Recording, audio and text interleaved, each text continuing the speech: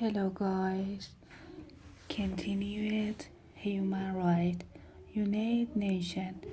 One of the essential resolutions adopted by the UN General Assembly was the Universal Declaration of Human Rights adopted on December 10, 1948. The declaration spelled out a series of political, civil, economic, social, and cultural rights as a resolution is not, of course, legally binding. It was never intended to be, but rather in the role of the United States representative to the General Assembly and chairman of the United Nations Communication of Human Rights during the drafting of the declaration.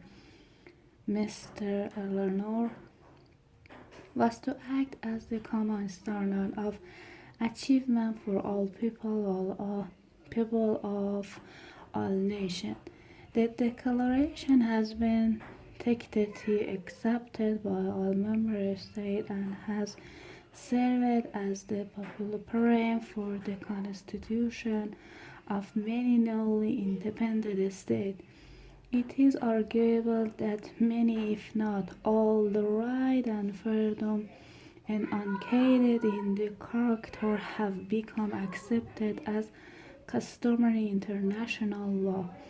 One right that is not is the right contained in Art 40, namely the right to seek and enjoy the other countries' asylum from persecution.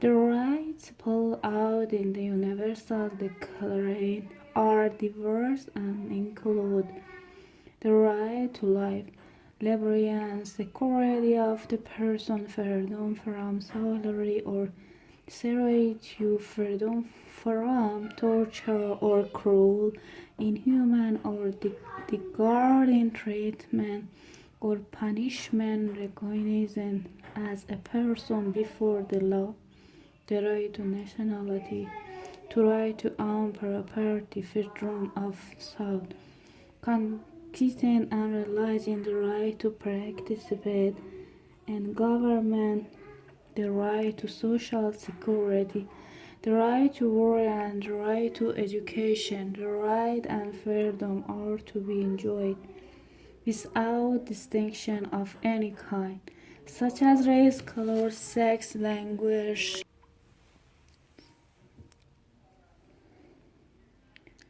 religion, political or other option, nation or social origin, proprietary or other statute, and are only to be calculated by such limitation as are determined by law solely for the purpose of securing due recognition and respect for the right and freedom of others and of meeting the just requirement of morality, public order, and the general welfare in the democratic society.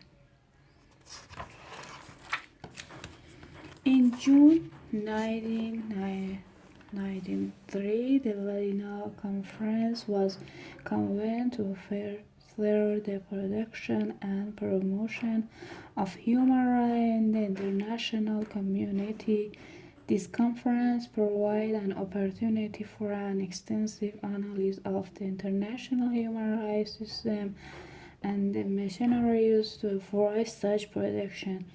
The Vienna Conference culminated in the direction of human rights and the adoption of an action program which identified a particularly vulnerable group of individuals as being women, minorities, children, refugees, indigenous people, prisoners, and persons with disabilities.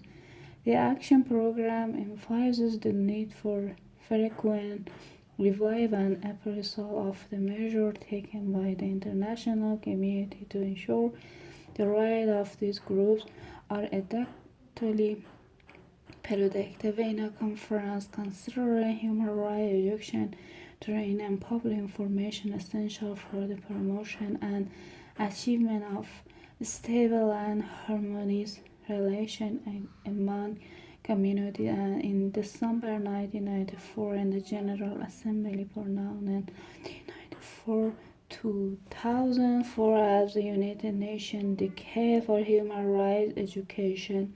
The Vienna Declaration and the Program of Action were reviewed. In 1998, the conclusion received was that implementation of human rights throughout the world remained consistent.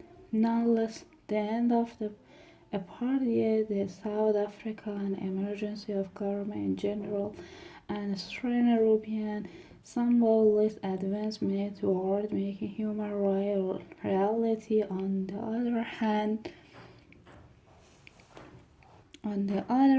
national laws are still enforced and legislation still adopted which discriminate against women, fails to recognize economic, social, and cultural rights, and does not adequately protect individuals in proceedings. The rights and freedoms set out in the Universal Declaration have been articulated more precisely in two separate international conventions: to Convention on Civil and Political Rights 1966, which entered into force in March 1997, and in the Convention of Economic, Social, and Cultural Rights 1966, which entered into force in January 1976. Moreover, a General Assembly resolution was adopted in 1985 regarding the human rights of individuals who are not nationals of the country in which they live. Under the Convention of Civil and Political Rights, contracting parties are directed to respect and answer to all individuals within territory and subject to its jurisdiction right recognized in the present convention, whereas the convention on economic, social, and cultural rights require a contracting party to take steps to the maximum of its valuable resource with a view to achieving progressively to full realization of the right recognized in the present convention.